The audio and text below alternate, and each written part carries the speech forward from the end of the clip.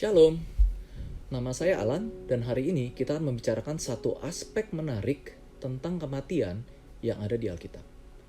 Nah, sebelum kita mulai, saya ada pertanyaan dulu. Menurut kita semua, apakah seorang manusia bisa mati sebelum waktunya? Apa yang dimasukkan dengan waktunya adalah waktu yang ditentukan Tuhan.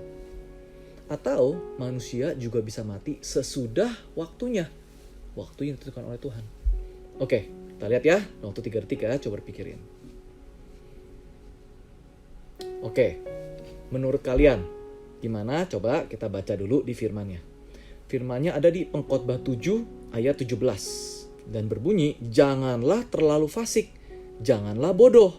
Mengapa engkau mau mati sebelum waktumu? Nah, jadi di sini kita bisa asumsikan bahwa ya, ada orang-orang yang bisa mati sebelum waktu yang ditentukan oleh Tuhan. Nah, sebelum kita lanjut lagi, ada pertanyaan lagi kedua nih buat kita semua. Apakah Tuhan mengizinkan orang-orang yang percaya dan orang-orang yang mengasihi Dia untuk mengalami penderitaan, penganiayaan, atau bahkan kematian? Tentunya bisa ya. Kalau kita tahu apa yang terjadi dengan ke-12 rasul, dengan Paulus, bahkan Tuhan Yesus sendiri itu mati di kayu salib. Bagaimana dengan Stefanus? Nah, jadi kita bisa bilang bahwa kematian-kematian mereka itu juga kematian yang telah ditentukan oleh Tuhan. Tapi ada juga mempunyai alasan berbeda. Mari kita baca di Yesaya 57 ayat 1. Orang benar binasa, dan tidak ada seorang pun yang memperhatikannya. Orang-orang saleh tercabut nyawanya, dan tidak ada seorang pun yang mengindahkannya. Sungguh karena merajalelanya kejahatan, tercabutlah nyawa orang benar. Nah, dalam translasi yang lain, ditulisnya adalah from the evil to come, atau from calamity. Yang menandakan ada dua hal yang kita bisa pelajari dari sini, yaitu karena banyaknya kejahatan di tempat dan waktu di mana orang-orang berada, Tuhan akan menyelamatkan dia dari saat-saat seperti itu. Dan yang kedua, untuk menyelamatkan orang-orang dari coming calamity, dari coming evil, masa depan yang akan terjadi di waktu hidup mereka.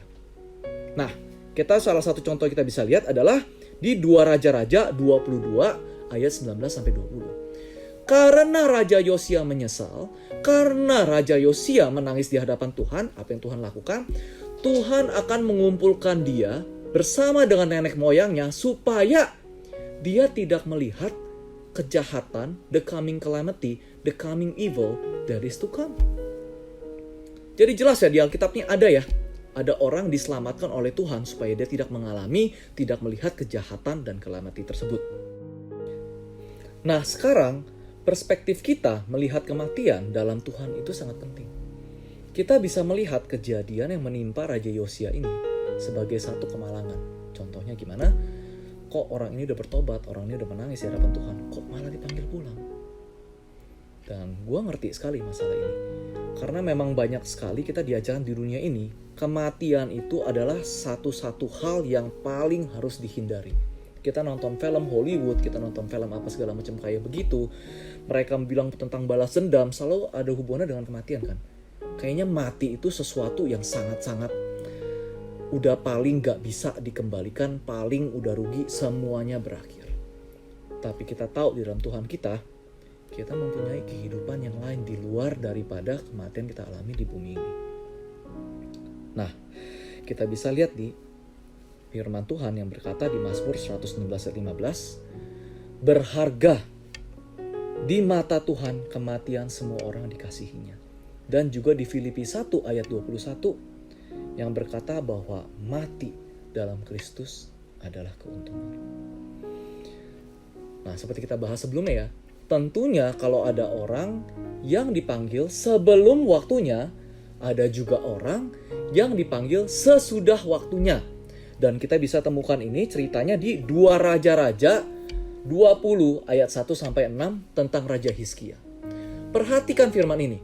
Ketika Tuhan berkata, waktumu sudah tiba dan kau akan mati, apa yang terjadi? Karena Raja Hizkia ngeyel, akhirnya Tuhan berkata apa? Umurnya akan diperpanjang 15 tahun lagi. Jadi ada juga nih ya, orang yang waktunya sudah tiba tapi Tuhan perpanjang umurnya. Bahkan gak tanggung-tanggung sampai 15 tahun. Nah, dari sini kita bisa tahu ya kalau gitu ya. Ada beberapa alasan kenapa semua ini terjadi. Karena jujur ngomong, nggak kita semua bisa menjadi Raja Yosia. Ada alasannya kenapa ada yang diperpanjang dan ada yang diperpendek dan ada yang diselamatkan. Kita bisa lihat dari Wahyu 9 ayat 20 sampai 21. Kenapa hidup manusia bisa diperpanjang? Karena pertobatan. Karena Tuhan ingin kita bertobat, makanya hidup kita bisa diperpanjang. Dan inilah salah satu kasih Tuhan yang luar biasa menurut saya. Bahwa kita diberikan waktu yang lebih supaya kita bisa bertobat dan kita tidak mengalami yang namanya neraka. Tetapi kalau sampai mereka tidak mau bertobat juga, firman Tuhan berkata apa? Bahwa mereka akan disimpan untuk hari penghakiman. Dan ini ada di 2 Petrus 3 ayat 7 dan Mazmur 73. Tanpa pertobatan, saya ingatkan sekali lagi, berhati-hatilah. Karena orang-orang ini akan disimpan untuk hari penghakiman yang akan datang. Jadi, pertanyaan yang harus kita siapkan dan kita tanyakan pada diri kita sendiri sekarang-sekarang ini adalah, kalau Tuhan hari ini berkata kepada kita semua, yuk udah saatnya kamu pulang bersama dengan aku. Apa yang menjadi jawaban kita? Apakah kita bilang kita siap?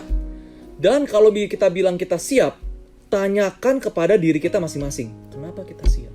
Apakah kita siap karena udah capek sama hidup? Beban banyak, udah gak kuat nanggungnya, stres, banyak utang mungkin, atau yang lainnya, udahlah Tuhan gue mati aja deh. Yang berarti secara spiritual kita tidak siap, secara karakter kita tidak siap, cuman ya capek aja sama hidup. Atau ada orang-orang berkata, saya tidak siap. Dan kalau orang-orang ada yang berkata saya tidak siap, pasti ada hubungannya sama dosa. Dosa-dosa apa yang kita masih simpen? Apa kita masih cuekin Tuhan, kita belum pernah minta ampun, belum melepaskan keterikatan A, keterikatan B, judi, pornografi, dan yang lainnya? Ini harus dipertimbangkan sekali loh. Bahkan ketika kita menjawab siap atau tidak siap. Nah, sekarang brothers and sisters, gue pengen ngomong sama kalian. Kalau kita masih mempunyai waktu-waktu saat-saat seperti ini, bertobatlah. Bertobatlah. Bagi orang yang siap untuk dipanggil, bagi orang yang tidak siap dipanggil, bertobatlah. Oke, pada hari ini juga jangan ditunda-tunda, karena kita benar-benar nggak tahu kapan waktunya datang. Jadi, pada hari ini kita udah belajar tentang kematian, yaitu ada 3 sebab yang bisa menjadikan kita untuk kembali kepada Tuhan. Nomor 1, kefasikan dan kebodohan kita sendiri. Nomor 2, karena Tuhan mau menyelamatkan kita dari from the coming calamity atau evil that is to come.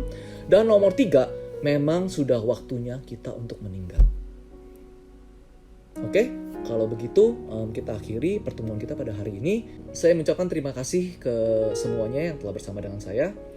Kita akan ngebahas ke depannya masalah tentang uang, masalah tentang anak-anak muda zaman sekarang ya, yang sangat-sangat ya secara jujur pengen cepet kaya, itu istilahnya kan. Makanya kita lihat sekali banyak penipuan marak dan semuanya tertipu karena ya pengen cepet kaya, gitu istilahnya. Kita juga membahas tentang rencana Tuhan dalam hidup kita. Kita juga membahas tentang, terutama kalau misalnya kita baca tadi Pengkhotbah 7 ayat 17. Kalau kalian lihat firman di atas ya, Pengkhotbah 7 ayat 16. Nah, mengapa jangan terlalu saleh, mengapa jangan terlalu bijak. Kita akan membahas semua itu ke podcast ke depannya.